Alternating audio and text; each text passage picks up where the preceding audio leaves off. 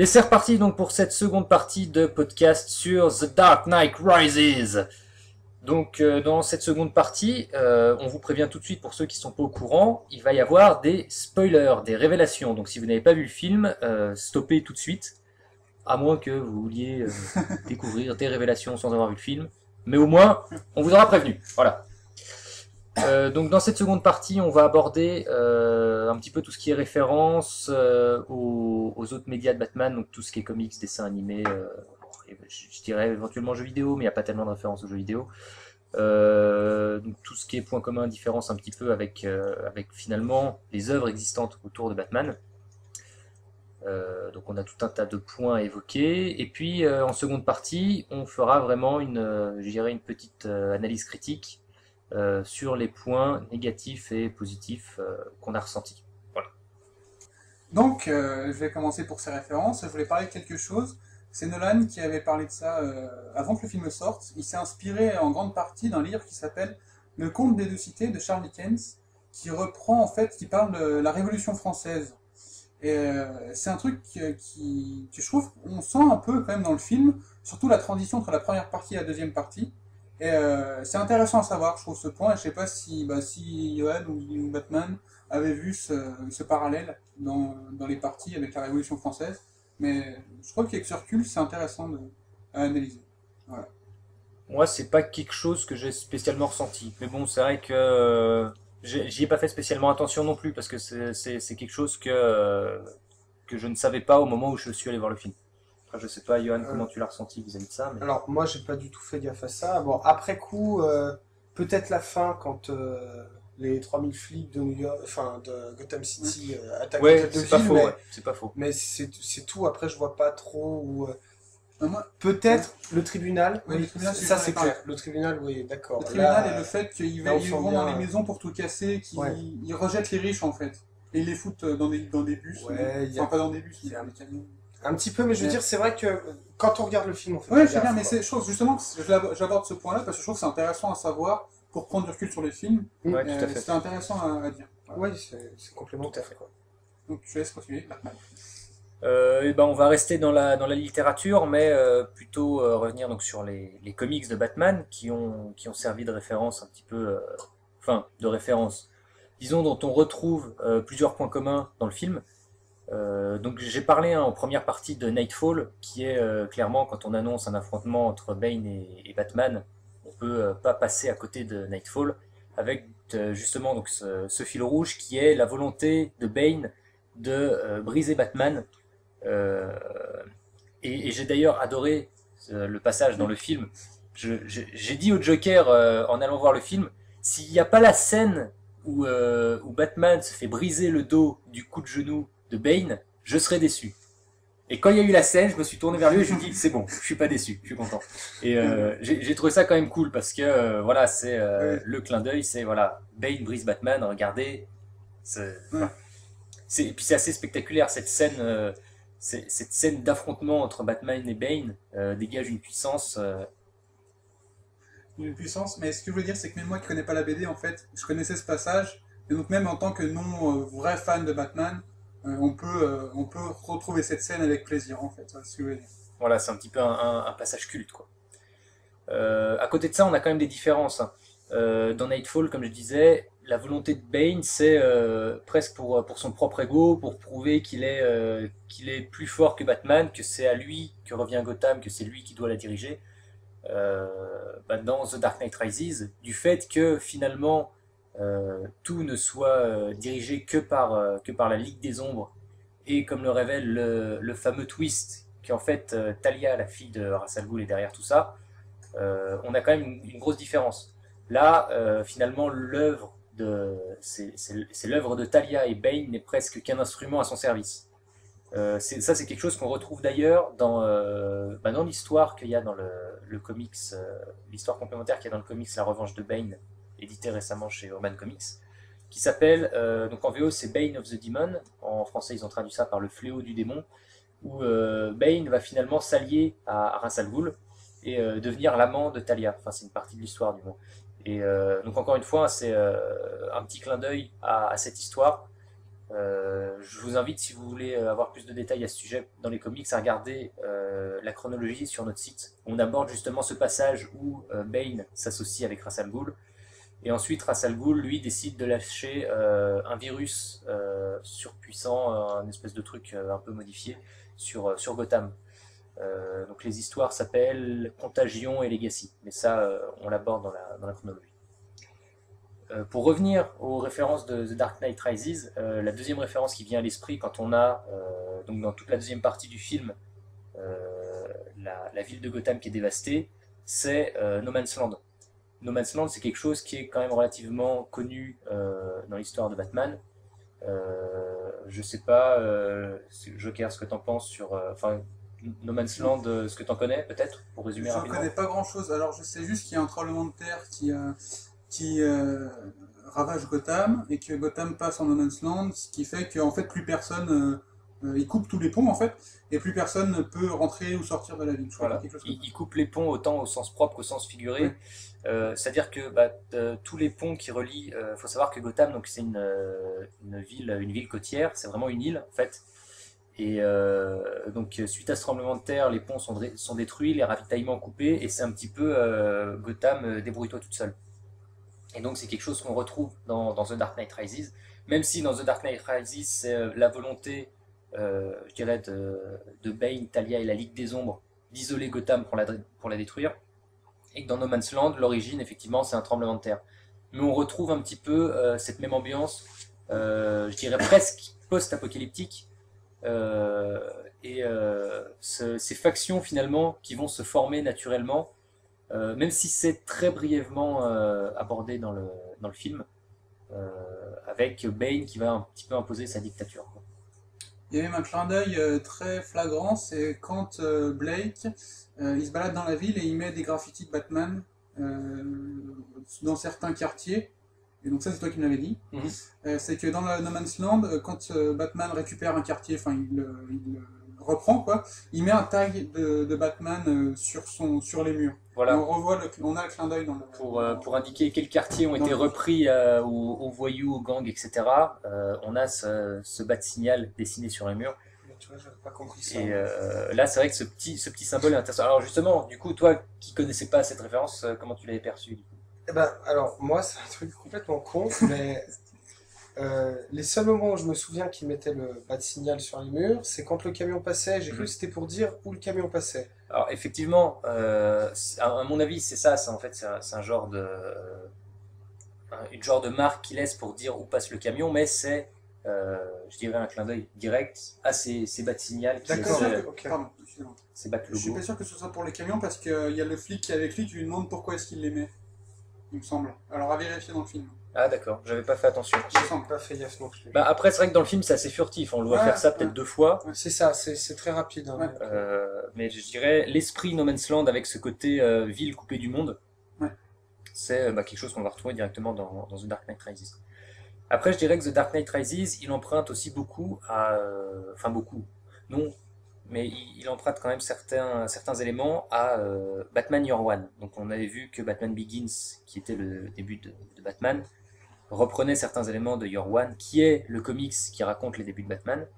Là, c'est plutôt pour le personnage de Catwoman, en fait, où on a eu un petit peu ce ressenti. Notamment Joker, je sais pas si tu veux en parler. Il y a le côté qu'elle vit dans les quartiers pauvres de la ville, avec enfin, on se doute que c'est une prostituée, quoi, la petite gamine.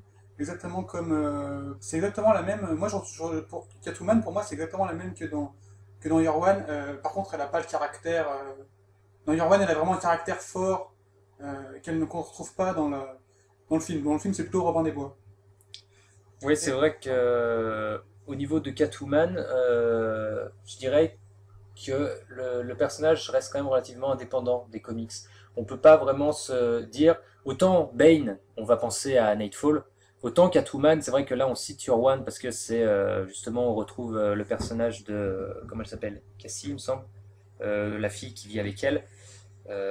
Là où finalement au niveau du caractère un petit peu ou même des gadgets qu'elle utilise, c'est pas des choses qu'on va forcément retrouver à l'identique dans les comics. Tu voulais D'accord. ajouter quelque chose? Mais c'était pas par rapport à Catwoman, c'est par rapport à Batman Year One. Je crois qu'il y a un clin d'œil, mais alors tu me confirmeras. quand Batman il met sa prothèse pour la première fois, Mhm. il fait un coup de pied en arrière, il casse un mur, et je crois qu'il y a exactement pareil dans Year One, mais alors à vérifier. Ouais, il casse un bout de... Enfin, Ouais, l'image, ouais, quand j'ai vu le plan, moi bah, j'ai pensé à en Year fait, One direct. disons que... ce qui est drôle, c'est que j'ai aussi pensé à Your One, mais je saurais pas te dire pourquoi. En fait. Enfin, alors que quand on y réfléchit, il n'y a pas vraiment de lien, mais c'est vrai que ça m'a fait penser à Your One. La pose qu'il prend, la manière dont il pète le mur de briques, Parce que je crois c'est amusant qu'on ait le pensé à truc, la même c'est chose. qu'en plus, dans Year One, il casse un mur de briques avec ses mains, et après il se retourne et il casse l'arbre de la même façon. C'est ça, avec le coup de Donc pied. là, c'est Ouais. un peu une Ouais. fusion. C'est vrai, c'est vrai.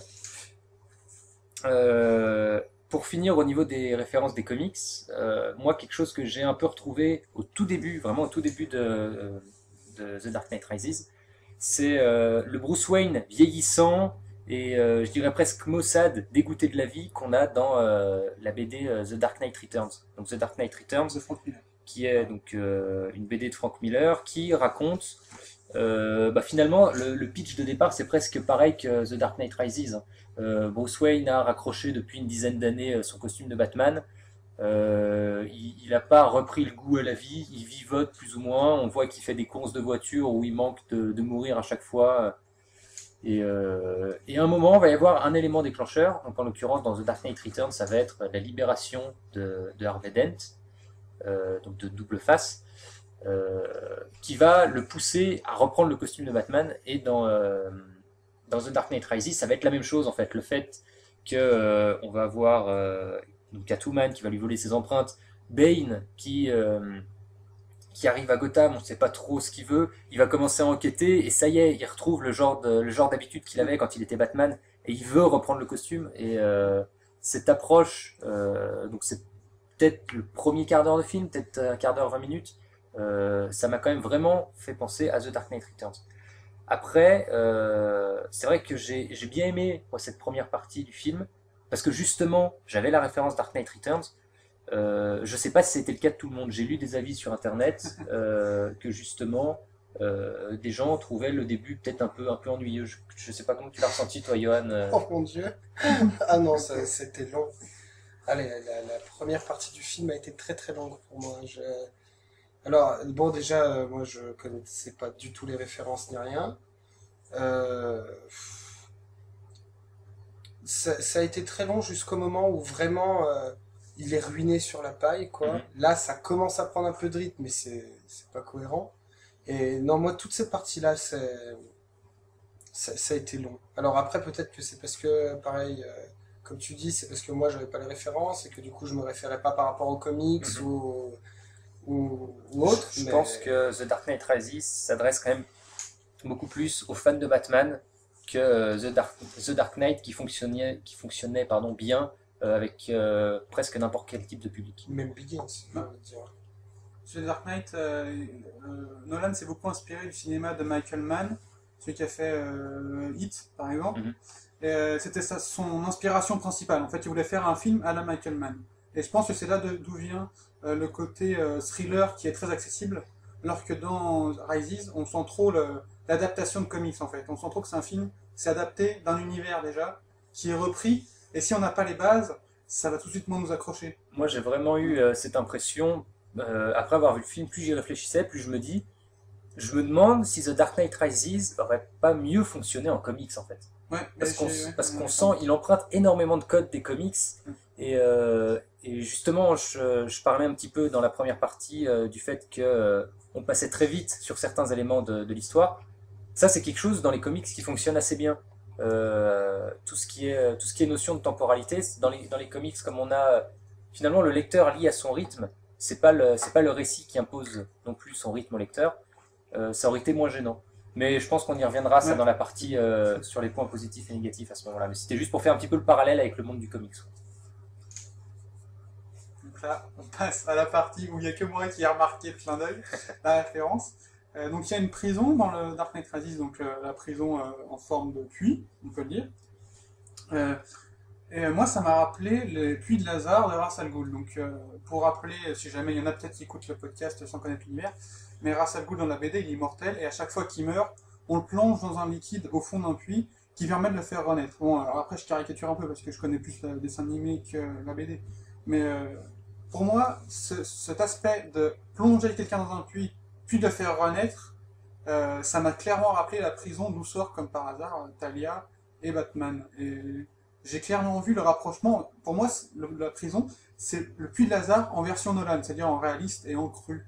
Et ça m'a tout de suite sauté aux yeux. Alors après, certaines critiques sur Internet faisaient un rapport avec l'enfer, comme quoi, enfin, même dans le film, ils disent qu'ils sortent de l'enfer, etc.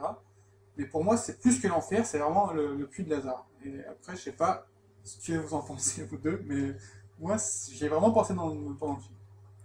Alors c'est vrai que moi sur le coup, j'y avais pas pensé. Pourquoi? Parce que je dirais que le connaisseur de Batman en moi, il voyait la prison de Santa Prisca où Bane est né.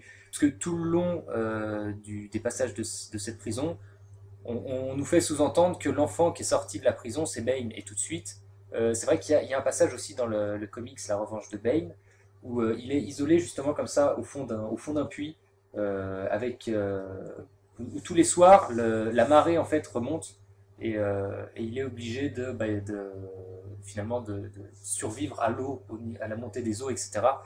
Et du coup, j'ai fait tout de suite le parallèle. Et c'est vrai que j'ai pas fait le lien avec le puits de Lazare, qui pourtant, c'est vrai que maintenant que le Joker m'en a parlé, c'est vrai que ça me paraît relativement cohérent. Surtout quand on sait que finalement, c'est la fille de Ra's al Ghul, Taïla, qui est l'enfant de la prison, l'enfant qui est sorti du puits, qui a pu renaître. Et la même chose pour Batman en fait. Batman qui entre déchu et qui ressort presque, je dirais, ressuscité.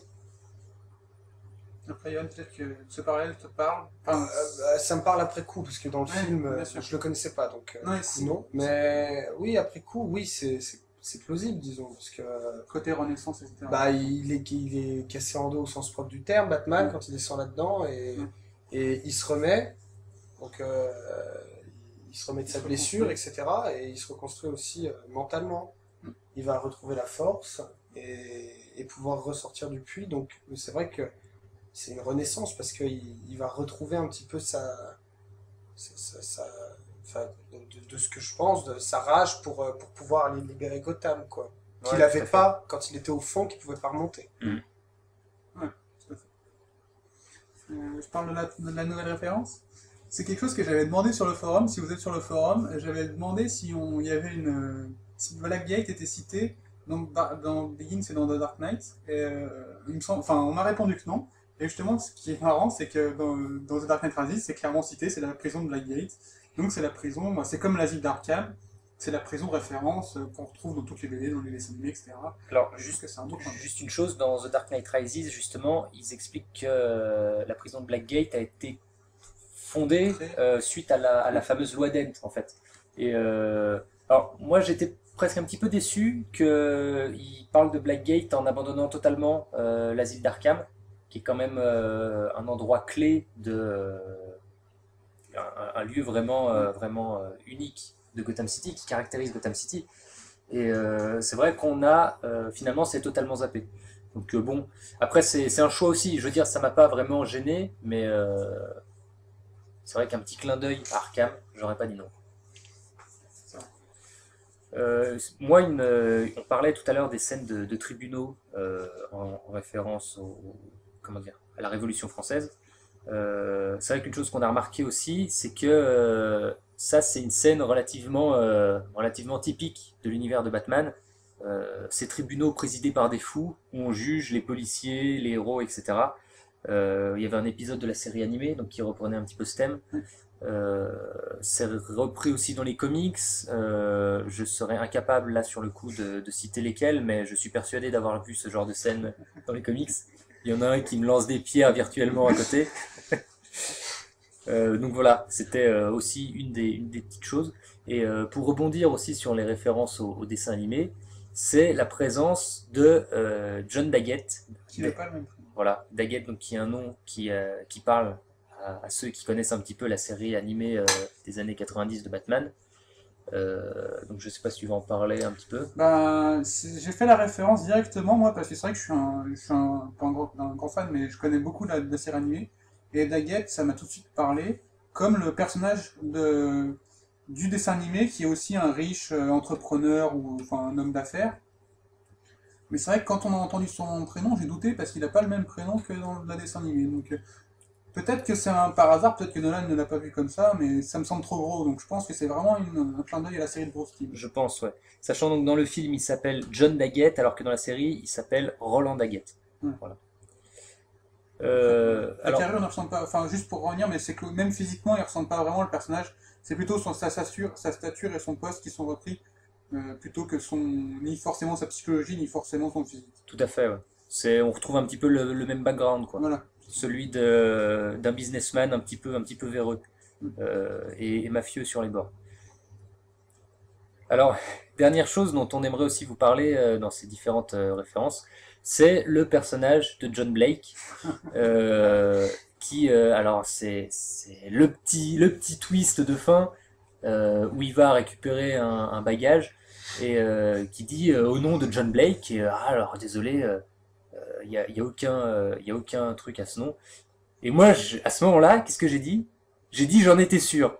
Et je m'attendais à ce qu'il sorte Dick Grayson, mon vrai nom c'est Dick Grayson ou enfin Jean-Paul- voilà Jean-Paul Vallée. ou Jean-Paul Vallée en référence donc au personnage de Azrael. Le personnage d'Azrael, j'en ai pas parlé dans ce podcast, mais qui intervient dans les Nightfall, dans les histoires de Nightfall, Il reprend le. qui est le personnage qui reprendra temporairement le costume de Batman pendant que Bruce Wayne est en convalescence en fait, après avoir été brisé physiquement par Bane.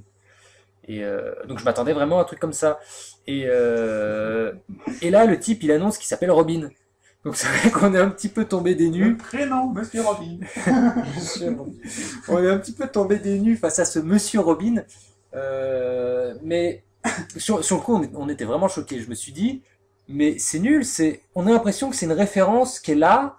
Pour les débiles. Voilà, enfin non, peut-être pas pour les... Ah, c'est le Joker. C'est le Joker qui parle. Il est méchant de nature. Mais je veux dire, c'est la référence qui a été posée là pour que les gens qui connaissent vaguement Batman, à qui un nom comme Timothy Drake ou Richard Grayson n'aurait pas parlé, comprennent que c'est un petit peu le sidekick de Batman dans The Dark Knight Rises.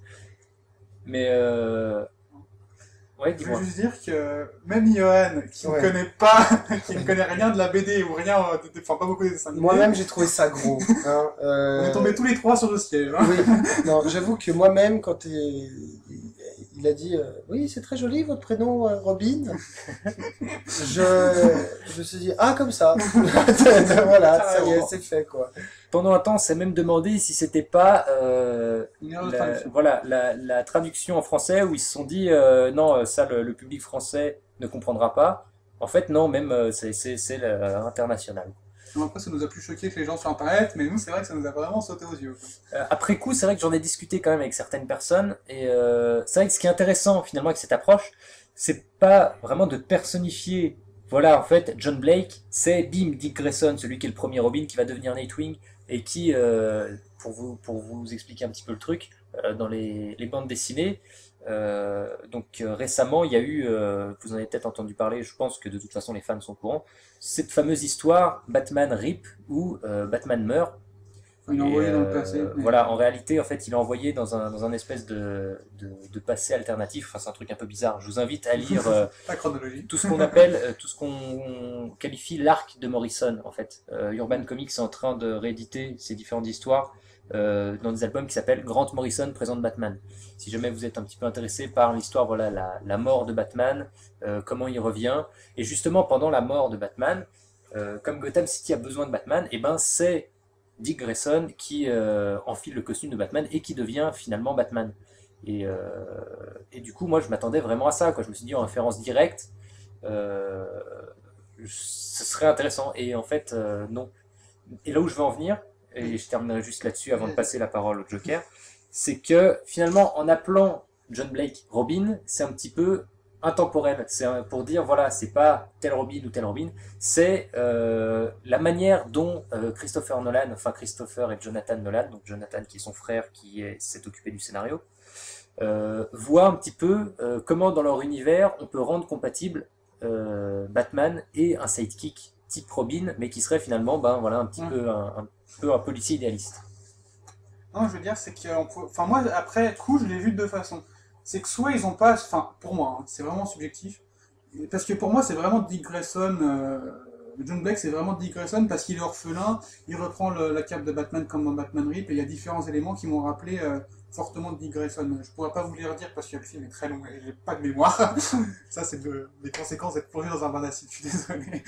Et la deuxième façon, c'est qu'il y a vraiment une boucle en fait. C'est que Blake, donc Robin, est un orphelin aussi qui veut protéger les autres. Et donc ça fait un peu comme si c'était un Bruce Wayne numéro 2 et donc une boucle. Et donc c'est les deux façons dont j'arrive à le voir en fait.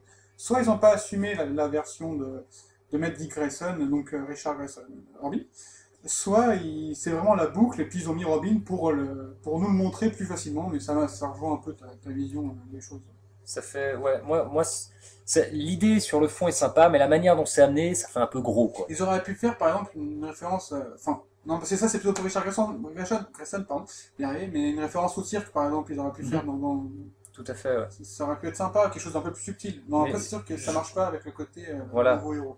Voilà, c'est ça. C'est que je pense qu'ils voulaient pas non plus trop l'ancrer dans justement la mythologie actuelle de Batman. C'est marrant parce que Nolan réinvente tout à sa manière, mais il n'ose pas réinventer le personnage de Dick Grayson, il préfère le transformer en symbole, et je trouve ça un peu... j'ai oublié le mot. Incompatible. C'est pas... ça va pas ensemble en fait. Incompatible. Voilà, c'est pas entendu en fait, désolé, je suis en train de le dire. Donc c'est un peu dommage. Il aurait pu plus assumer ce côté-là et faire quelque chose d'assez sympa et ça tombe à l'eau. Voilà. Il y a une chose, moi, sur laquelle je voulais revenir rapidement. Donc, suite au twist où on apprend que Miranda Tate n'est autre que Talia, la fille de Ra's al Ghul, se met en place une espèce de lien entre Bane et Talia. Comme j'expliquais, ça c'est quelque chose qu'on retrouve, un petit peu ce lien amoureux, qu'on retrouve dans l'histoire Le Fléau de Bane. Par contre, j'étais quand même un petit peu déçu que ce soit pas plus creusé dans le film. Ça arrive un petit peu comme un cheveu sur la soupe. Alors c'est surprenant, c'est vrai qu'on s'attend pas du tout à ce que Talia, la fille de Ra's al Ghul, ait un rôle dans l'histoire. Et c'est un côté finalement touchant, mais on est presque déçu que ce soit si court. Voilà. C'est vraiment, ça m'a vraiment déçu parce qu'il y avait vraiment un potentiel énorme là-dessus, sur le fait que Bane se dévoue totalement pour la femme qu'il aime, parce qu'on sent quand même qu'il l'aime. Surtout que Talia, après, elle se barre juste en disant au revoir mon ami, ce qui fait vraiment... c'est pas terrible quoi. Il se fait friendzoner. Et ce qui est dommage en plus, c'est que même le lien, ils auraient pu même faire il n'y a ni le lien Talia-Bane qui est poussé, ni le lien Talia-Bruce qui était bien poussé dans le dessin animé, que je connais moi. Et je trouve que ni l'un ni l'autre ne sont vraiment... c'est même pas esquissé quoi, ça y est pas. Et ça aurait pu vraiment donner un impact émotionnel plus fort au film qui en aurait mérité, qui en aurait eu besoin. Je suis assez d'accord, c'est vrai que dans les comics, faut savoir quand même que Bruce Wayne et Talia ont eu un enfant, donc qui s'appelle Damian, qui reprendra plus tard le costume de Robin. Et je dirais que c'est l'une des personnes, Talia, c'est vraiment l'une des personnes que Bruce Wayne a le plus aimé avec Catwoman dans le monde des comics, j'entends. Et dans The Dark Knight Rises, ils ont voulu faire une histoire d'amour entre Talia et Bruce Wayne, mais c'est ultra plat. Je veux dire, Bruce Wayne, hop, il est dans son manoir, là, le courant se coupe, lui prend l'envie de l'embrasser, ok, ils couchent ensemble, puis plus rien.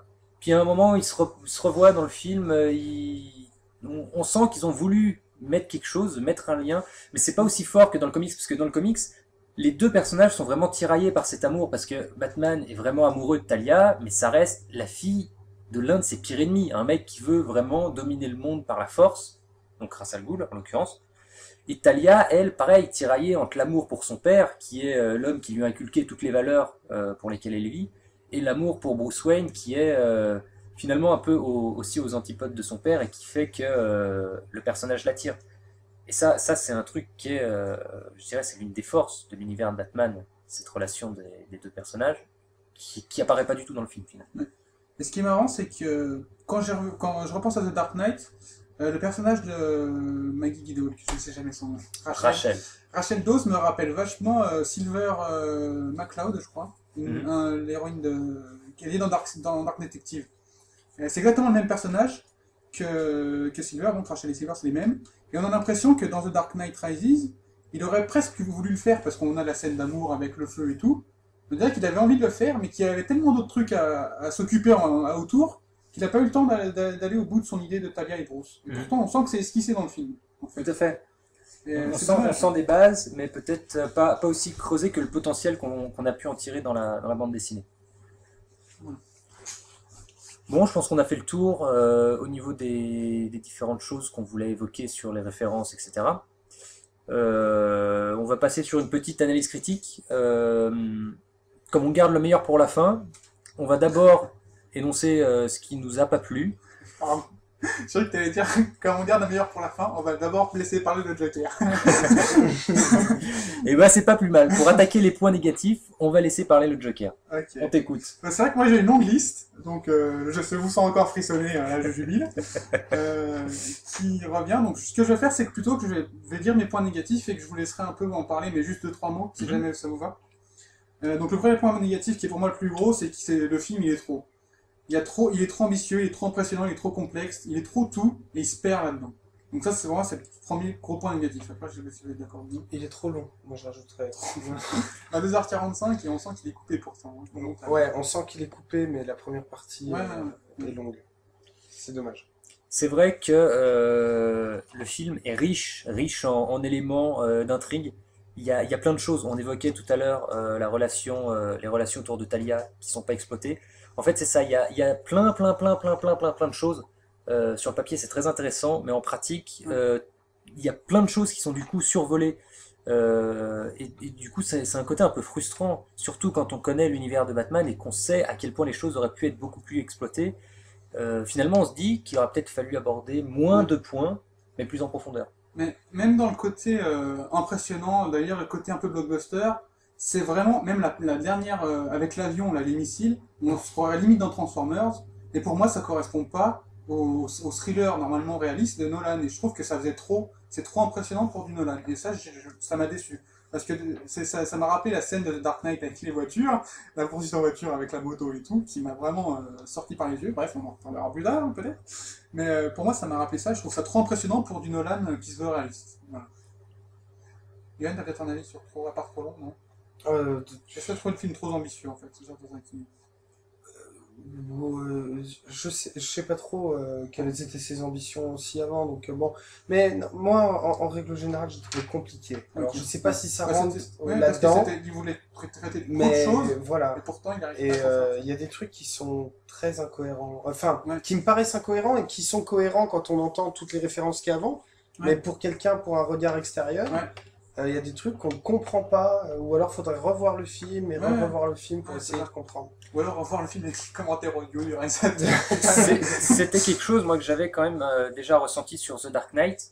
Mais l'avantage avec The Dark Knight, c'est que le film fonctionnait bien sans qu'on ait à intégrer tous ces éléments complexes. Je veux dire, on pouvait très bien apprécier le film sans vraiment comprendre La mafia, l'argent de la mafia. voilà, comment fonctionnait pourquoi le Joker faisait telle action à tel moment. Finalement, le Joker, c'était un peu un chien fou, il faisait des trucs un peu farfelus, ça impressionnait, ça faisait peur, il y avait du suspense, et ça fonctionnait bien comme ça. Mais il y avait aussi un deuxième niveau de lecture où si on faisait gaffe, effectivement, on comprenait pourquoi le Joker fait ça, etc. Mais le film fonctionnait bien sur les deux aspects. Là où je trouve que The Dark Knight Rises, avec tous ses points complexes, il fonctionnera pas si on fait pas l'effort de bien ingérer toutes les choses et d'essayer de comprendre pourquoi elles sont là. Bon, le deuxième point négatif, c'est le truc qui m'a le plus sauté aux yeux, c'est que je pourrais résumer l'histoire, je l'ai dit 50 fois, je pourrais résumer l'histoire vraiment en 3 mots, c'est comme par hasard, parce que c'est tellement gros que Gordon, c'est quoi déjà? Que Catwoman amène un député pour attirer les flics, que donc par hasard dedans il y a Gordon qui se retrouve dans les égouts, qui se retrouve à voir Bane et que Bane récupère la lettre, et que Gordon tombe dans l'eau et qui se retrouve là comme par hasard où Joseph, il s'appelle pas Joseph dans le film. John Blake a déjà retrouvé un des autres.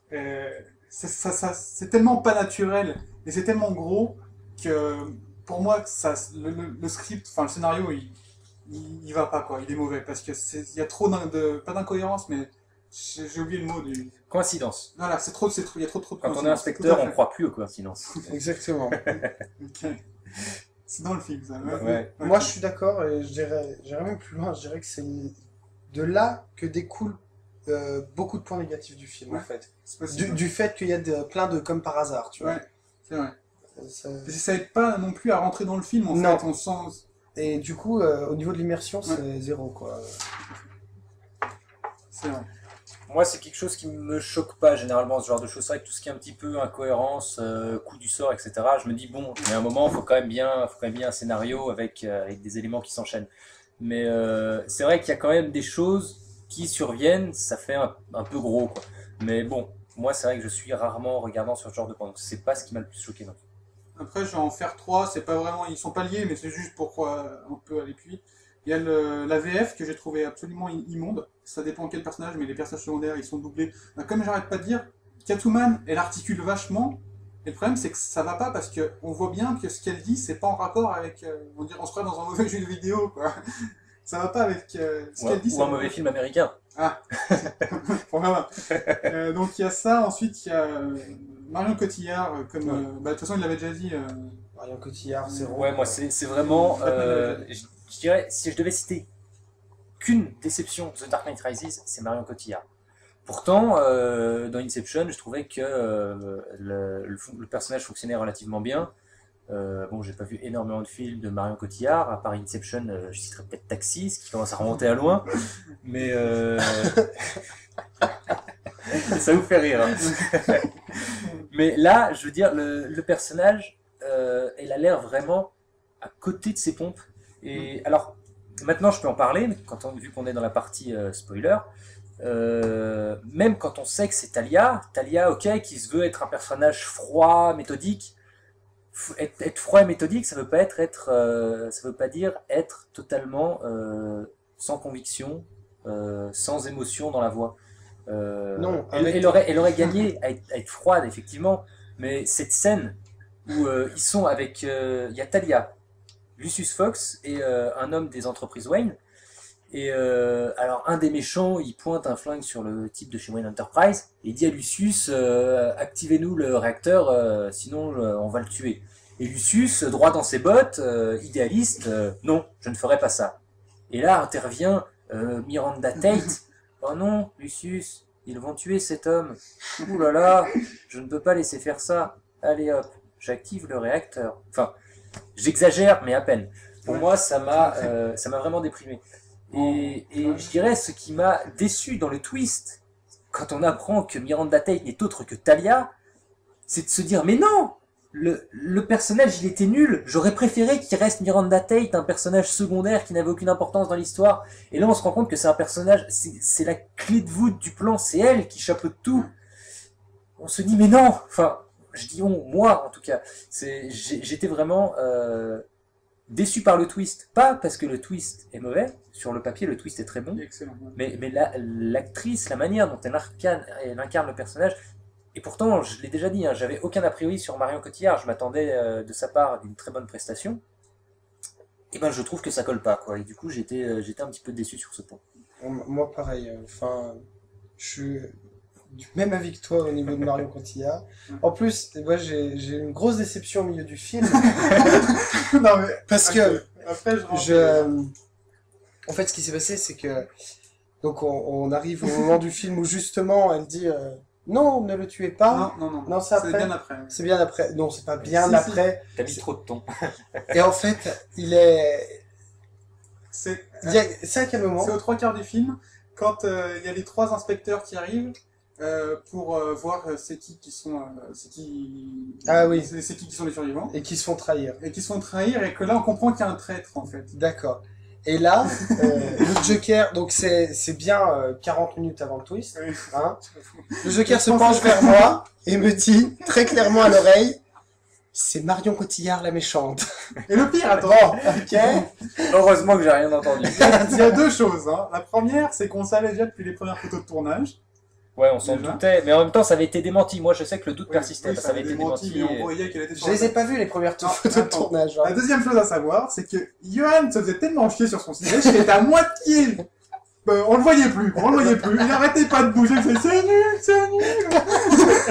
Non, donc je me suis dit, oh, ça va rien lui faire, ça va permettre justement de voir les indices et de se dire, ah, de le remettre dans le film, quoi, je vais le remettre dans le film. Mais maintenant, il se plaint. C'était le moment où je commençais à me replonger dans le film parce que justement l'action arrivait, quoi, ça commençait à venir. Bah, tu vois, c'est grâce à moi. La mayonnaise prenait, tu vois, hein. Bref, bon. Si jamais ça peut vous rassurer, il me reste encore 5 points négatifs. Hein. Mario Cotillard, 0. Il y en a un qui va être très rapide à parler, c'est le caméo de Ra's al Ghul de Liam Neeson. Il vaut absolument rien du tout. C'était juste pour le mettre dans le film. Quand on entend sa voix, au début il est hors champ et on entend sa voix. Et je me suis dit, ça va être le père de Bruce qui va. Bruce rêve et donc il va voir son père qui va lui dire pourquoi est-ce qu'on tombe, Bruce, pour mieux se relever. Et là, la caméra se tourne et on voit Ra's al Ghul, donc Liam Neeson, qui sort de nulle part et qui arrive à dire à Bruce Wayne qu'en fait Bane c'est son fils. Bon, alors ça c'est plutôt complexe. Mais en gros, il lui donne une révélation n'importe comment, et ça vaut rien, quoi. Son caméo, c'est juste pour le mettre dans le film. Autant l'épouvantail, c'est vachement bien trouvé son apparition, autant Ra's al Ghul, fallait pas le mettre, quoi. C'est vrai que le caméo de l'épouvantail était assez amusant, ce petit passage au tribunal. Le caméo de Ra's al Ghul, j'en ai discuté un petit peu tout à l'heure. C'est vrai que on sait pas trop pourquoi il apparaît là, parce qu'il se pointe, et là t'as Bruce Wayne qui dit mais je vous ai vu mourir, pour la deuxième fois d'ailleurs. Enfin, il dit la même réplique dans Begins. Et là, Ra's al Ghul lui dit mais n'y a-t-il pas plusieurs formes d'immortalité? Et il dit son espèce de révélation avant de disparaître en fondu, pour rassurer un peu les fans en disant ne vous inquiétez pas, il n'y a pas de fantastique dans l'univers de Batman par Nolan, c'était une hallucination. C'est vrai qu'on se dit, bon, ouais, à ce moment-là, est-ce que Ra's al Ghul, il aurait mieux fait de pas apparaître du tout? C'est vrai que je me suis même demandé s'il était pas vivant pendant le caméo. Ouais, alors oui, c'est vrai que c'est assez surprenant, mais du coup, le fait qu'on te dise que c'est qu'une hallucination... Oui, voilà, c'est ça, ça vaut rien en fait. Ça vaut rien. Ouais. Ça aurait presque été plus intéressant qu'il y ait eu le doute, qu'on n'entende que sa voix, par exemple, ou que... Là, ça aurait été amusant, je dirais, justement, d'avoir un petit peu ce petit clin d'œil, mais est-ce que Ra's al Ghul est-il réellement immortel ou pas, ça, et de laisser ça en suspens. Moi, ça m'a fait un petit peu l'effet, mais qu'est-ce qu'il fout là? Très franchement, hein, encore un.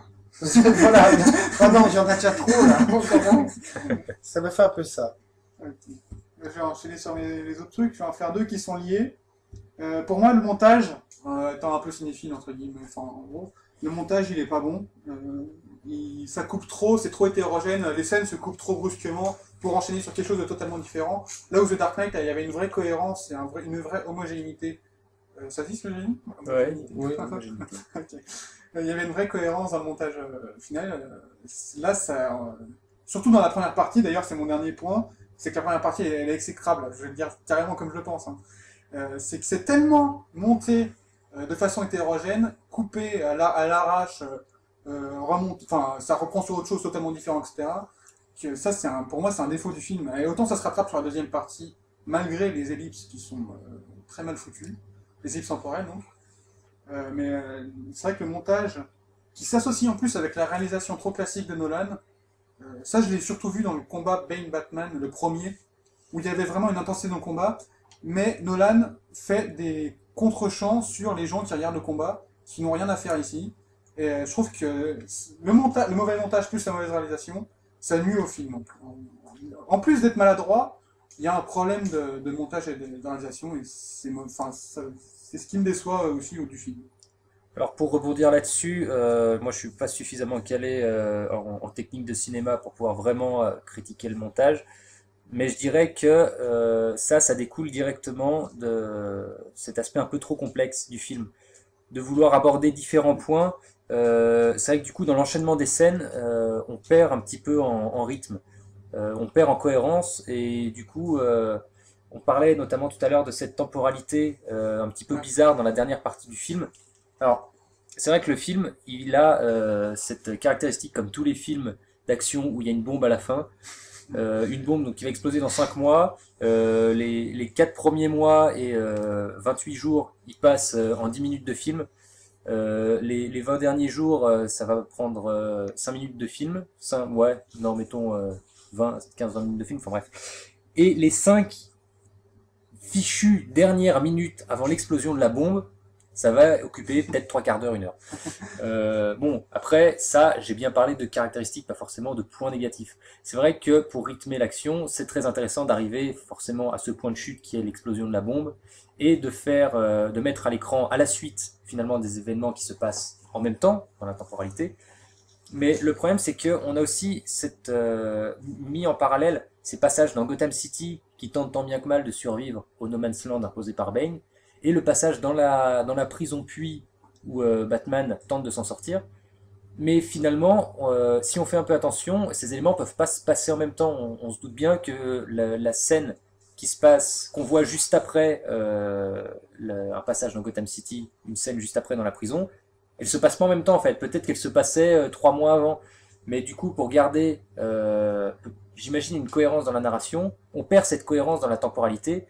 Et ça, plein de critiques sur la net l'ont fait sortir. Ils comprennent pas comment, voilà, toutes ces choses peuvent se passer en même temps. Comment Bruce Wayne il revient de sa prison en l'espace de quelques heures, alors que finalement on n'a pas la date précise à laquelle il sort du puits.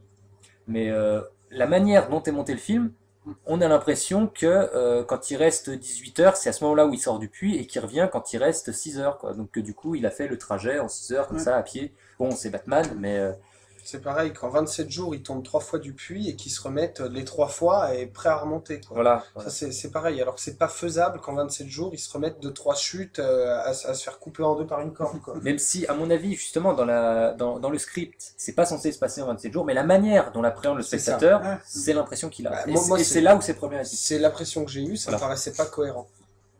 Voilà. Ça, par contre, pour moi, c'est un point négatif. Le Ouais, fait qu'on ouais. sait pas du tout où on en est au niveau temporel, Ouais, c'est vrai que c'est ça un point gêne un petit peu.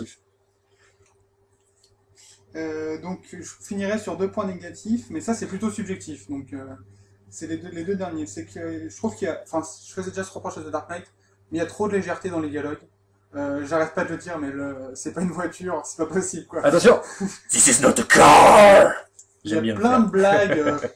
La façon dont Catwoman elle est avec Batman et qu'elle fait mais non il est derrière vous. Enfin moi ça me fait sortir du film. Alors après évidemment c'est dans tous les blockbusters, mais ça me fait autant sortir du film que dans Avengers ou devant Spider-Man. C'est la même chose, mais moi ça me va pas. C'est subjectif, mais pour moi il est trop léger. Les dialogues sont trop légers. La deuxième chose c'est que je trouve que le film, alors on savait déjà que le film de Nolan était entre guillemets asexué. Il n'y avait pas vraiment d'histoire amoureuse complexe ou de choses comme ça.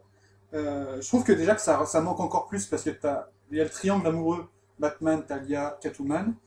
Mais en plus, je trouve que le film, il manque d'humanité et que la seule fois où j'ai ressenti de l'émotion dans le film, c'est à la fin, quand Alfred pleure. Bon, ça, c'est un moment super beau. Cette scène est géniale. Mais avant, je trouve que le film, il manque d'émotion. C'est trop divertissant et c'est pas assez émouvant. Et je faisais déjà cette critique à The Dark Knight et à Begins, mais ça, c'est subjectif.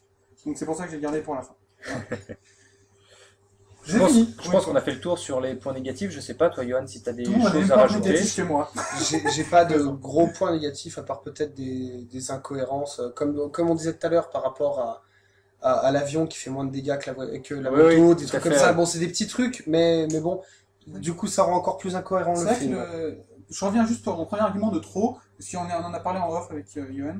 C'est la première scène du film, elle résume un peu ça. Le côté, il donne trop d'informations dans la première scène du film, et elle est trop impressionnante, quoi. Le coup de mettre l'avion à l'envers pour faire un espèce de transfert de son, je sais pas quoi. Oui, le point négatif. Alors oui, moi le plus gros point négatif, enfin, franchement, ce qui m'a le plus choqué dans les 10 premières minutes de film, c'est que la première scène, je l'ai pas comprise.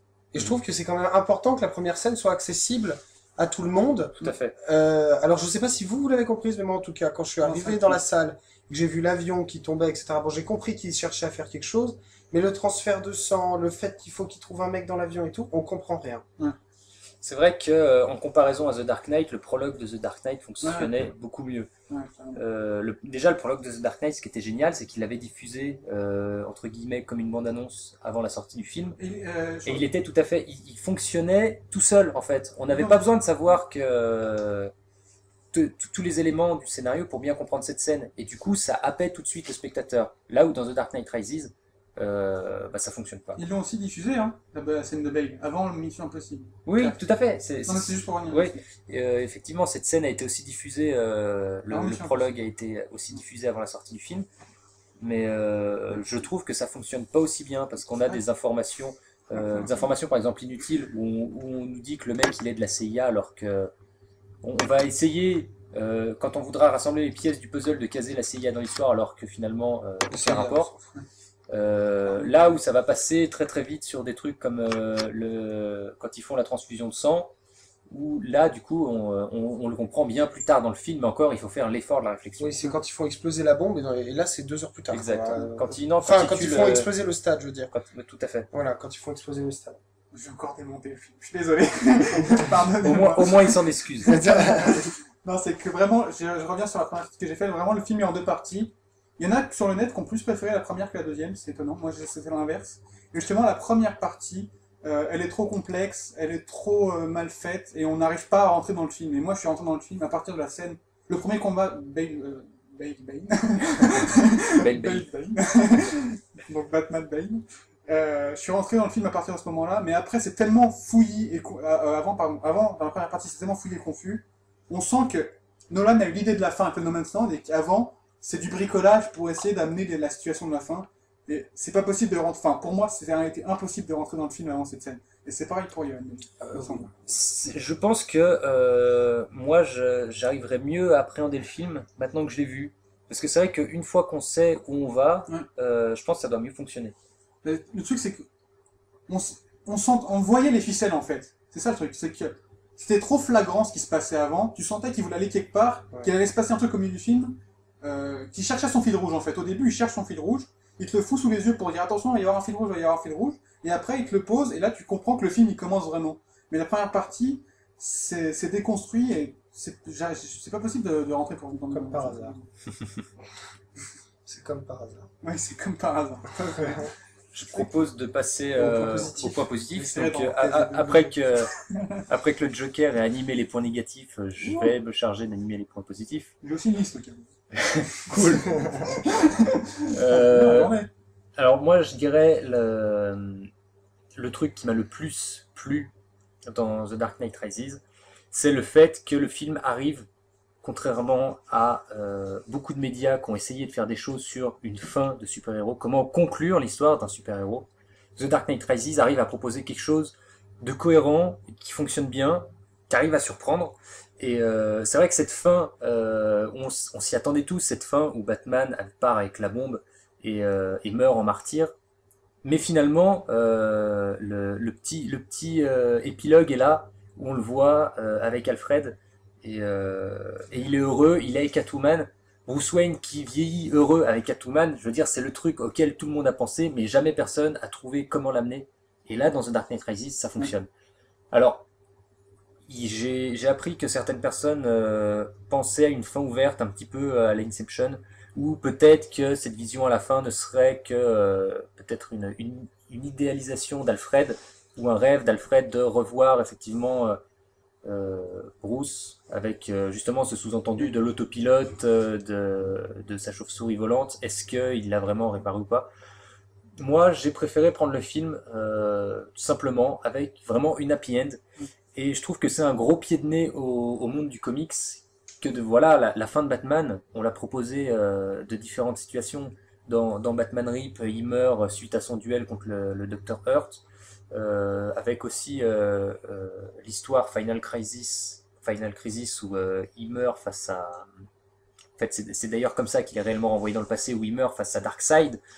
La brillante histoire de Neil Gaiman sur Whatever Happened to the Caped Crusader, où il assiste à ses propres funérailles, où là aussi on a un petit peu cette idée de renaissance, mais c'est un côté un petit peu plus ouvert, alors que là on a vraiment la happy end de Batman, et ça fonctionne bien, j'ai trouvé ça vraiment super. Je sais pas vous, la fin, comment vous l'avez ressenti? Moi, vas-y. Vous pouvez lire le comics de Neil Gaiman qui est excellent, et c'est vraiment un de mes livres Batman préférés, et je trouve que c'est un peu, même limite un bon complément au film, parce qu'il revient sur la chronologie de Batman sur l'ère comics. C'est un véritable hommage. Là où Batman de Dark Knight Rises revient aussi sur regarde en arrière ses 2 premiers films, en fait, donc on peut faire un peu le parallèle, je trouve ça intéressant. Il est sorti en français sous le nom Qu'est-il arrivé au Chevalier Noir? Je te laisse continuer, je vais faire ma pub. Pour moi, la fin, c'est l'un des plus gros points positifs du film. Franchement, j'ai adoré la fin. Alors, autant j'ai détesté le début, autant j'ai adoré la fin. Moi, Alfred qui pleure, ça m'a fait pleurer, déjà. Alors, après le voir tout heureux en train de presque trinquer avec Bruce et se barrer, parce qu'il se barre, il le laisse heureux. C'est ça qui est bien, c'est que il le voit heureux, c'est bon, il a fait sa vie, il part, il va vivre la sienne. Moi j'ai bien aimé ça, j'ai bien aimé ce principe. Non, j'ai beaucoup aimé. C'est vrai que moi aussi j'aime bien cette fin parce que c'est celle que j'attendais un peu de la série animée et de Batman Returns. Parce qu'à chaque fois, l'alliance amoureuse entre Selina et Batman, elle était esquissée, mais on voyait jamais le but. Et là, de le voir, ça me fait quand même chaud au cœur d'aller voir tous les deux ensemble. Après, je comprends ceux qui sont pas forcément ouverts à ça. Mais c'est vrai que Batman, dans son univers, est plus, comme je disais à Batman en off, c'est que c'est plus un vigilante, un justicier, un peu... plus qu'un super-héros, c'est vraiment un justicier de la ville, en fait. Et cette fin reprend les codes du film de super-héros, et je comprends que certains soient frustrés d'avoir cette fin super-héroïque, plutôt qu'une fin plus vigilante movie, comme dans Harry Brown, ou dans Le Justicier de la Ville, ou dans d'autres films dans le genre. Voilà. Donc je comprends que certains soient frustrés, mais moi, je l'ai trouvé très bien. J'aime beaucoup la fin. Heureusement qu'il y avait la fin. Après, une chose que j'ai beaucoup aimé aussi, moi, c'est vraiment tout ce qui est déjà les affrontements entre Bane et Batman. Ouais. Le premier affrontement où Bane se pointe, la grille se referme. Là, on voit le visage interrogé de Batman vers Catwoman qui est complètement désolé, qui lui dit c'était ça où il me tuait. Et là, Bane qui arrive, bonsoir, monsieur Wayne. Et là, il se dit, oh putain, dans quelle merde je suis. Et là, je trouve que la scène fonctionne super bien, tant sur le niveau narratif que visuel. Et le combat, où on sent vraiment le Batman désespéré, où à chaque coup il gueule, il est ah et on sent la rage qui sort du personnage, et Bane qui reste totalement froid, impassible, qui lui montre à quel point il est invincible en fait.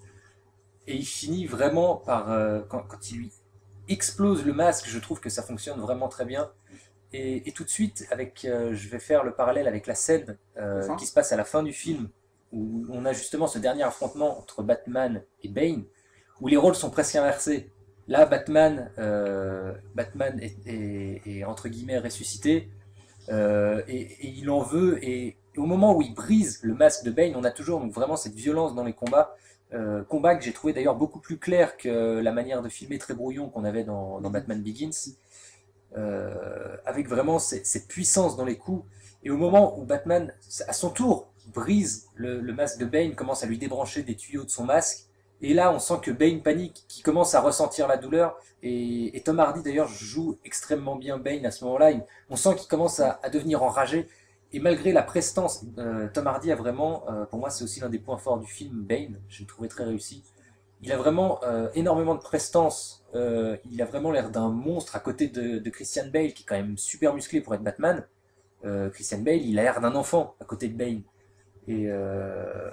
Et là, malgré ça, il arrive à garder cet aspect monstrueux, mais à rester très rapide, vraiment, à vraiment bien maîtriser, je dirais, son personnage, jusqu'à ce passage où on apprend la pseudo-liaison, je dirais, entre Talia et Bane, qui fait ressortir tout le côté humain du personnage de Bane, malgré cette apparence de monstre. Et j'ai trouvé ça vraiment réussi. Ce qui est dommage dans cette scène, c'est l'arrivée de Catwoman qui tue Bane en 2 coups de fusil de Batpod, et qu'après Bane, on n'en parle plus. Mais tout le reste, j'ai trouvé ça vraiment, vraiment génial. Ces affrontements qui sont vraiment réussis. Ouais. Juste une déception, avant de revenir sur le truc, mais c'est que la scène dont tu parlais, où la grille se referme, elle était dans la bonne annonce, et je trouve que c'est dommage parce que on s'attend à voir Bane arriver derrière, alors que si on avait eu la surprise... Tout à fait. Si on avait eu la surprise, ça aurait été génial. C'est vrai, la scène est tellement énorme. Moi, je ne m'en souviens pas, j'ai eu la surprise. D'accord, donc moi, c'était pas mal. Je voulais revenir sur... parce que moi aussi, c'est un point positif, les points Batman, les combats Batman-Bane. Hormis les contre-champs de Nolan absolument dégueulasses, pardon. Point positif. Le coup de... dans le dernier combat, quand Batman brise le masque de Bane, j'ai vraiment retrouvé dans les comics, ou dans les dessins animés, dans les jeux vidéo, quand Batman commence à enlever les tuyaux de Bane, Bane se retrouve à être un peu fou, à taper n'importe où, et j'ai retrouvé ce même principe dans le combat final, et ça j'ai vraiment adoré. Pour moi, Bane c'est le meilleur méchant de la trilogie. mais c'est aussi parce que pour moi, Double Face, c'est le Joker. En version réaliste, je peux pas, c'est tout. Mais franchement, c'est le meilleur méchant de la trilogie. Il a un côté humain. Et j'irai même plus loin, c'est que ce que j'ai adoré dans son personnage, c'est son côté Paul Dini. Donc c'est le scénariste de la série animée Batman. Il a vraiment un côté tragique qu'on retrouvait dans les personnages de Paul Dini. Et, et en plus, il a du charisme, etc. C'est un personnage très intéressant. Franchement, j'ai beaucoup aimé Bane et les affrontements très brutaux. C'est un bon point. Ce sont des bons points. Ouais. Après, moi, il y a, je dirais, ce qui fait la force du film aussi, c'est de nombreuses scènes. S'il y a des enchaînements de scènes qui pour moi n'ont pas fonctionné, il y a quand même certaines scènes qui fonctionnent extrêmement bien. Il me semble en avoir parlé dans la première partie. La première apparition de Batman est géniale, où on a, pour vous rappeler, Bane vient de braquer la bourse, il a descendu tout un tas de personnes, il s'enfuit à moto, la police la poursuit, et à un moment il passe sous un tunnel, et les lumières se coupent. Et moi, première chose que je me suis dit, c'est tiens, qu'est-ce que Bane a encore préparé pour semer la police? Et tout d'un coup, il y a le bruit du Batpod. Et là, on se met à comprendre. Et en même temps qu'il y a ce personnage du policier qui a l'air d'être un policier vétéran qui a connu Batman à l'époque où il officiait, on comprend en même temps que lui que c'est un coup de Batman. Et c'est vraiment génial parce qu'en plus, il y a le fait que Batman apparaisse comme ça en coupant les lumières. Il y a cet effet de spectacle qui fonctionne super bien. Après, d'abord on l'entend, ensuite on le voit, et on se dit ça c'est Batman. C'est vraiment la manière dont Batman arriverait pour courser un méchant. Et j'ai trouvé ça vraiment génial. Tu as d'autres scènes? Oui, pour moi, une scène que j'adore, enfin c'est un plan, c'est juste avant que la bombe explose à la fin du film. Le regard serein de Batman. Ouais, J'en avais parlé. c'est bête, hein, mais je trouve ça génial, ce regard où on sent qu'il se dit j'ai réussi, je suis allé au bout. Et, euh, et pour moi, si j'ai vraiment été déçu par le jeu d'acteur de Marion Cotillard, que ce soit Christian Bale en Batman, Michael Caine en Alfred, Gary Oldman en commissaire Gordon, pour moi, tout le reste du casting a quand même joue les personnages de manière très très cohérente. Même Anne Hathaway, que je redoutais, je me suis dit, oula, quand j'ai vu les interviews, je me suis dit, elle a pas l'air sûre de son jeu d'actrice. Et en fait, en Catwoman, elle fonctionne quand même relativement bien. Ouais, je trouve que c'est un point positif du film, perso. Alors, je connais pas du tout la Catwoman de l'univers Batman, mais j'ai beaucoup aimé le personnage de Catwoman dans le film. C'est un personnage que j'ai bien apprécié avec celui d'Alfred. C'est vrai qu'il est attachant. Voilà. Même Bane a son côté attachant, là où, on parle pas des points négatifs, mais là où Bane, Talia j'aime n'en pas avait sa pas. voix. J'aime pas sa voix, Bane. Bah, Bane, oui. La Ouais, VF, elle est ratée. ouais, la VF est... La VF est ratée, donc... C'est vrai que la voix de Bane en VO fonctionne Moi, beaucoup j'aime mieux. Quand on entend La on a VO de l'impression Bane qu'il est parle vraiment dans un géniale. micro, quoi, en permanence. Il parle trop fort, en fait, aussi. C'est ça, c'est ça. Sa voix Bon, française, ça allait pas, ça allait pas. La voix allait pas, c'est Mais dommage. le ton par contre utilisé fonctionne bien, je trouve. Ça fonctionnait bien. Ce ton un petit peu gentleman finalement. Puis serein, très serein. Voilà, c'est ça. Ouais. Ça fonctionne bien sur le personnage. Je vais en revenir sur Catwoman. C'est vrai que c'est un bon personnage. J'étais plus mitigé, mais c'est pas par rapport à... C'est vraiment subjectif, ça, c'est parce que on retrouve un côté tiraillé dans le personnage, et j'ai trop fait le parallèle avec la Catwoman de Batman Returns, donc Batman le défi. Pendant le film, ça m'a vraiment travaillé, parce que j'adore le personnage de Catwoman dans Batman Returns, et je faisais trop de parallèles entre les deux, donc ça m'a empêché de bien apprécier le personnage. Mais sinon, je pense que si je reverrais le film avec une vision plus nouvelle, je l'apprécierais plus que ça, mais c'est vrai que à la première vision, elle m'a pas plus marqué que ça. Même si j'aime beaucoup son design et sa psychologie, Robin des Bois, est très intéressante. Voilà, moi je crois que j'ai fait le tour des points positifs. J'en ai plus que toi, Je dirais, bah après, je sais pas, t'as peut-être plus creusé le truc, mais Ah. je dirais pour résumer un petit peu, vraiment au niveau des personnages que j'ai trouvé vraiment les personnages très intéressants dans le film et bien travaillés pour la plupart. À part cette déception, je dirais, de Talia, pour moi, Bane est vraiment un méchant très réussi avec Tom Hardy qui l'incarne de manière très, très intéressante. Batman, même en tant que Bruce Wayne, on le voit énormément en tant que Bruce Wayne dans la première partie du film. J'ai beaucoup aimé la manière dont il a été approché dans ce film, ce côté un petit peu Batman à la retraite, qui essaie de s'y remettre, et qui finalement, on sent qu'il prend plaisir à être Batman. Et ça, c'est quelque chose qui fait aussi, qui caractérise clairement le personnage de la bande dessinée. Et Alfred, même pareil, s'il finit par, entre guillemets, laisser tomber Bruce Wayne, Michael Caine incarne toujours le personnage avec énormément d'émotions, il en fait un personnage très humain. Même mieux que dans les deux autres, je trouve. Et tout à fait. Et c'est ce que je disais, on se sent vraiment désespéré quand il part. Moi, j'ai tout de suite fait le rapprochement avec cette scène de Batman Begins, où Bruce Wayne dit à Alfred, vous n'êtes toujours pas désespéré de moi, et Alfred lui répond avec un sourire un peu amusé, jamais. Et arrive cette scène où ils sont dans le manoir, on sent qu'Alfred a les larmes qui lui montent aux yeux. Bruce aussi, on sent que c'est une scène pleine d'émotions et il lui dit je peux plus. Voilà, je suis arrivé au moment où maintenant je suis vraiment désespéré par rapport à votre situation. Je peux plus supporter ça. Et ça, plus la scène magnifique à l'enterrement de Bruce Wayne à la fin, je trouve que le personnage d'Alfred, même s'il est peu présent, est vraiment génial dans The Dark Knight Rises. Je dirais même que ça va être encore un point négatif, mais la scène où Bruce Wayne et Alfred s'engueulent sur les marches, là, dans le manoir, ça aurait pu être la meilleure scène du film. Le dialogue et tout, il est génial, l'émotion, elle est géniale, mais le problème, c'est qu'il souligne trop le fait que Batman a envie de mourir, comme s'il voulait apporter la fin, et qu'il mâche le travail du spectateur, en fait. Tout à fait. Et je me suis senti, j'ai eu l'impression que le travail était mâché devant moi, et j'ai plus plaisir à le découvrir, et à comprendre la scène et à la ressentir. Et ça m'a coupé de cette scène, alors qu'elle aurait pu être mais vraiment émouvante et géniale. Et ça m'a déçu, mais la scène... C'est vrai qu'on a un sur petit le peu papier, pris la scène par est- la main à ce niveau-là, mais la scène fonctionne quand même très bien, je trouve. Ouais, mais moi ça m'a plus déçu. Je m'attendais à plus d'émotions. Mais sinon, c'est... Oui, c'est pas mal.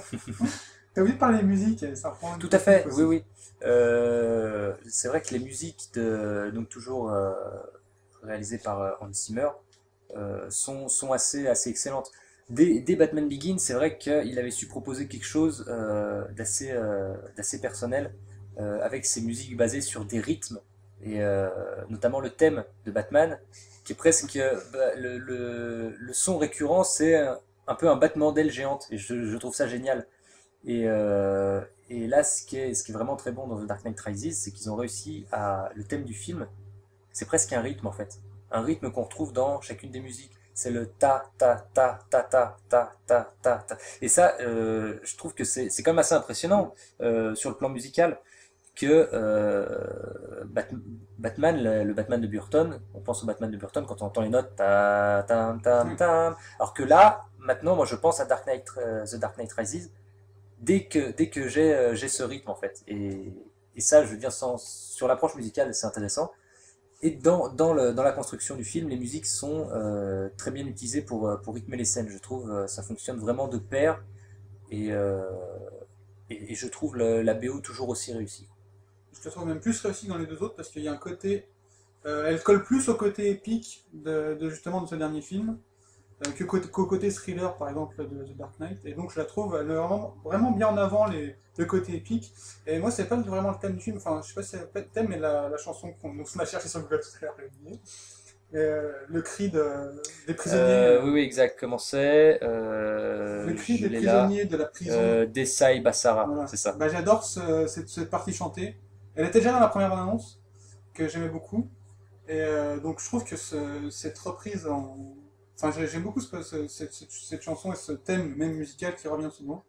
Et je trouve que les musiques sont... Surtout vers la fin, où elles mettent vraiment en avant le film, mais je trouve que c'est vraiment une bonne BO. Voilà. Euh, Moi, au point de vue musique, j'ai pas fait attention. Donc bon, je vais pas parler de la musique. Par contre, j'aimerais parler de mes impressions en sortant du film. Ouais. En sortant du film, le film pour moi était vraiment mauvais. Hein, ils pourront vous le dire, j'avais vraiment de très mauvaises impressions. Par contre, J'avais l'impression que... après coup, en ayant réfléchi un petit peu, etc., il me paraît meilleur. Pas bon, mais voilà, mitigé. Et je pense que mon impression de bien est venue après, en me rappelant les scènes bien. Mais la première impression qu'on a, ça reste les scènes mauvaises du film, qui sont peut-être un peu trop nombreuses par rapport aux scènes. J'en reviendrai à la fin du podcast. pour donner une conclusion. Je veux juste faire, parce que j'ai des points positifs. Il y a eu un point que j'aime beaucoup, c'est le twist. Ça me rappelle vraiment des twists de dessins animés ou de comics. Le fait que le méchant, en fait, soit un homme de main. Et ça fait vraiment penser, ça fait vraiment comic books, ou alors dans les jeux vidéo Batman, il y avait beaucoup ça, je pense. Le jeu qui est sorti en Arkham City, je crois qu'il y avait ça, déjà. Dans Arkham Asylum? Dark Tomorrow, je crois. Ah, Dark Tomorrow. Ouais. Oui, exact, oui, cette Il y histoire. avait déjà effectivement, ces points de vue où on se rend compte que le méchant, en fait, il travaille pour quelqu'un d'autre, et je trouve que ce twist, il est génial. Et en plus, ben, on retrouve, comme je disais, le côté tragique de l'histoire de Bane et Talia. Le twist, en fait, même si le jeu de Marion Cotillard est mauvais, le twist de la petite fille qui s'en va, qui est protégée par son gardien, etc., qui fait ton très tragique et très Paul Dini, j'ai vraiment apprécié. Sur le papier, le twist, il est vraiment génial. Alors évidemment, c'est gâché par Marion Cotillard, mais j'ai vraiment beaucoup aimé cette partie-là du scénario. C'est celle qui m'a le plus plu, parce que le reste, c'est tellement brouillon, alors que là, c'est clair, c'est un peu émouvant, il y a vraiment quelque chose qui m'a plu dans ce twist. C'est vrai il est bien amené, comparé à plusieurs éléments du film où les choses sont un petit peu amenées de manière un peu floue, on va pas trop savoir pourquoi on arrive là. Là, le twist, on a tous les éléments et sans qu'on puisse pour autant le deviner. Et quand on le met sous le nez, ça y est, on comprend tout. Et c'est vrai que ça, c'est une grande force du film, effectivement. Ouais, mais à croire qu'il s'est concentré plus sur la fin du film. Oui, c'est ce je qu'on pense. je pense, Ouais, carrément. Et on dirait que le reste, c'est des excuses pour arriver à la fin du film, en fait. Le twist, si ça se trouve, on l'aurait mieux compris si le film était Ouais. mieux construit au début, quoi. Donc, bon, après, dans les autres points positifs, c'est le plus gros point positif, c'est que c'est le film de Nolan qui a la meilleure réécriture de comics, en fait. Parce qu'on dit tout le temps que Nolan apporte sa vision du comics. Or, dans les deux premiers, il était très détaché de ce côté comic books, bref. Et dans le 3, il y a vraiment une réécriture. Il réécrit Nightfall, il réécrit No Man's Land, il se les réapproprie à sa sauce. Et ce côté, donc, vraiment, c'est du Batman. C'est comme si on reprenait les éléments de Batman, mais qui s'étaient dessinés et scénarisés par quelqu'un d'autre. Comme si Frank Miller avait repris quelque chose d'autre, ou Neil Gaiman, ou quelqu'un d'autre. Et je trouve que ça marche vraiment mieux que dans les deux premiers, où les deux premiers, ça faisait vraiment très détaché de Batman. Ça faisait plus polar, thriller, ce qui est pas mal, mais c'était plus dur de retrouver ce côté Batman, on va dire. Alors que dans le troisième, on a les ponts, en fait, avec le comics, et ça rend encore plus plaisant la lecture. Voilà. C'est vrai que moi j'ai beaucoup aimé effectivement la capacité de Christopher Nolan dans ce troisième film à vraiment proposer des clins d'œil, des points communs avec le monde du comics, mais en même temps à proposer des choses qui n'avaient jamais été faites. J'en parlais avec la fin, avec la Happy End,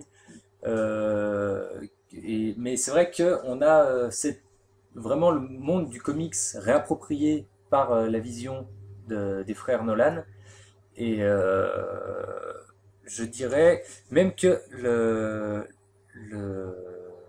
film, il pourrait presque fonctionner aussi bien en comics en fait, aussi bien, et je me demande même peut-être mieux, parce que on sent vraiment l'approche écriture comics avec justement où dans le film des fois on va être un petit peu gêné par le rythme qui nous est imposé. Dans la lecture c'est quelque chose on a le rythme du lecteur, quoi. Et du coup, c'est vrai qu'il y a ce côté comic books peut-être beaucoup plus fort et qui parlera beaucoup plus aux fans du monde des comics. Et pour conclure, c'est un peu le fil rouge de ce podcast, c'est que sur le papier, le film, il est génial, c'est vraiment parfait, c'est un chef-d'œuvre. Comme disait justement Johan, c'est que quand on revient dessus, on repense au concept, on repense aux idées qu'a eu le réalisateur. Donc on a beaucoup de points positifs avec du recul, mais devant le film, ça fonctionne. Enfin, après, on peut avoir un avis plus ou moins négatif. Mais devant le film, ça fonctionne pas. Que ce soit au niveau du montage, la narration, etc., les ellipses, il y a quelque chose qui va pas, qui est pas homogène. Et en gros, pour moi, on peut vraiment faire la différence. C'est que sur le papier, il est génial. Et voilà, pour être simple, sur le papier, il est génial. Et il se plante quand il faut passer à la pratique. C'est un peu ce que tu disais tout à l'heure. oui, c'est ça. Alors moi j'aurais un avis peut-être un peu plus temporisé, mais effectivement c'est vrai que à la sortie du film, Johan m'a demandé, bon toi t'as bien aimé, et premier réflexe c'est marrant parce que d'autres personnes fans de Batman ont eu un petit peu le même ressenti, vraiment en sortant du film, hein. Je vous parle, le générique vient de finir, je me lève de mon siège de cinéma, t'as bien aimé? J'ai dit Bah je sais pas. Et il m'a fallu un temps de réflexion pour me dire, ouais si, quand même, il y a des trucs cool, globalement j'ai quand même bien aimé. Et je pense que le film a besoin finalement ce temps de digestion, si je puis dire. The Dark Knight Rises, c'est un peu comme un bon repas avec plein de plats. Et pour l'apprécier, faut vraiment se donner déjà les capacités d'ingérer ces différents éléments de réflexion et de revenir sur le film pour se dire ouais si c'est vrai que sur le principe c'est quand même génial. C'est quand même dommage que dans la pratique finalement ça fonctionne pas aussi bien que l'aurait souhaité le réalisateur, j'imagine. Pour donner un avis totalement subjectif, moi je vais dire que je suis déçu. Pourtant, je n'attendais pas grand-chose. Mais j'attends de voir une deuxième fois le film pour me faire un avis avec toutes les cartes en main et que vraiment je sois pas que j'ai tout à digérer, toutes les informations. Alors en plus, il y a des informations qu'on a digérées, d'autres qui nous sont prémâchées avant, etc. Et peut-être enfin, je me ferai vraiment un avis concret à la deuxième vision, mais à la première vision, c'est tellement fouillis. C'est vrai que le film est très hétérogène. J'ai pas réussi à faire un avis positif. C'est à la fois une force et une faiblesse d'être aussi hétérogène parce que finalement il a plein d'éléments, il est varié. Du coup, c'est vrai que le premier réflexe qu'on se dit, bah, quand on a plein de choses comme ça, finalement on s'ennuiera pas. Mais du coup, comme on a du mal à suivre tout ça, bah, finalement l'ennui peut naître de ces choses-là, quoi. C'est marrant parce que certains points sont trop soulignés et certains points comme la relation Talia Bane sont pas assez soulignés justement. Donc ça c'est dommage. Ouais. Je pense, moi je suis du même avis que le Joker, hein. Je pense que le film, pour ma part, mériterait un deuxième visionnage pour bien appréhender. J'espère honnêtement que mon avis à chaud sur le film sera meilleur à un deuxième visionnage parce qu'effectivement on aura toutes les cartes en main, on saura à quoi s'attendre. Et On comprendra mieux Alors, le trame, n'est-ce pas? moi, n'étant pas fan, très sincèrement, j'ai pas envie de le revoir. Non mais Non, mais je le comprends parce que moi j'aurais eu le même avis que toi. Parce que- Il y a un autre film il y a pas longtemps, j'étais pas fan. En attendant, j'y suis retourné 3 fois. C'est d'accord. Spider-Man. on peut le citer. Fais de la pub, là, c'est pas bien. Non, mais On va tirer des pierres. Non, j'ai bien aimé Spider-Man aussi. ce que je veux dire par là, c'est que pour moi, c'était pas un bon film. Ouais. Très sincèrement. Je comprends. C'est-à-dire que je ne retourne. Autant quand j'aime bien un film, je peux y retourner 3 fois, il n'y a pas de souci. Celui-là, j'ai pas envie de le revoir. Ça m'a. Voilà, après coup, c'est vrai qu'il est pas trop mal, mais voilà, il est pas trop mal. Voilà, On va en revenir sur ce que j'ai dit dans mon premier avis. C'est que le film, je le conseille aux fans de Batman, parce qu'ils auront à manger, on va dire. Ils auront des trucs à réfléchir. Aux fans de Nolan, parce qu'on retrouve un peu de sa vision avec le héros en deuil, etc. Bref. Mais les autres, ceux qui s'attendent juste à voir un blockbuster, ceux qui s'attendent à voir un film d'auteur, ceux qui s'attendent à voir un bon film, je suis pas sûr que ce soit le film à aller voir, hein, Non. franchement. Moi, Voilà. je Mais suis. les fans de Batman, parce que je m'intéresse, Je m'adresse à vous. m'adresse, voilà. Je m'adresse à vous parce qu'on est sur le site, mais vous pouvez aller le voir sans souci, vous allez adorer. Mais après, si vous êtes pas vraiment fan, je vois pas trop d'intérêt à voir le film, quoi. Il va rentrer dans la culture populaire, tout le monde va dire que c'est génial. Mais est-ce que sur le papier ça va vraiment vous plaire? Enfin, est-ce que pas sur le papier, mais en pratique ça va vraiment vous plaire? Je pense pas. Voilà. Voilà, bah, je pense que on a fait le tour sur le film. Donc on dit bien un avis positif pour finir. N'hésitez pas donc à venir en discuter sur le forum, hein, que vous soyez d'accord ou pas d'accord. De toute façon, vous avez pu voir qu'entre les 3 personnes qui ont participé à ce podcast, il y a des choses qui se recroisent, mais Beaucoup de choses. il y a des choses qui divergent quand même un petit peu. Mais j'ai l'impression que la vie objectif se recoupe, les deux en même temps, se regroupe, c'est-à-dire que sur le papier c'est bon, après sur la pratique c'est moins bon, donc ça c'est le gros groupe, et après au niveau subjectif, on est plus ou moins fan. C'est l'avis général en fait qui diffère. L'avis général du film. Ouais. Entre nous trois, on a le même avis théorique, et après c'est vrai que toi t'as plus de connaissances, Wathan a plus de connaissances sur l'univers, moi j'en ai un peu plus, lui on en a moins, on en attendait des choses différentes, donc on a des avis forcément différents à la fin. Mais après, vous avez pu voir qu'on a quand même beaucoup de points qui se regroupent. Dans les points positifs et négatifs, on a eu beaucoup de choses en commun. Moi, tout ce que j'ai à dire, c'est allez le voir, faites-vous une idée. Voilà. C'est vrai que de toute façon, j'imagine que si vous avez écouté ce podcast jusqu'au bout, vous êtes déjà allé voir le film. Ouais. Mais sinon, bah voilà, on est Monsieur désolé. Robin, hein. On vous a raconté, on vous a révélé qu'il y a un Monsieur Robin à la fin de l'histoire. Voilà. Voilà. Et bah écoutez, on va conclure ce podcast et je On vous se dis retrouve sur le forum. à bientôt, voilà, sur le forum de la communauté sur www.batman-univers.fr. Ciao les Batfans.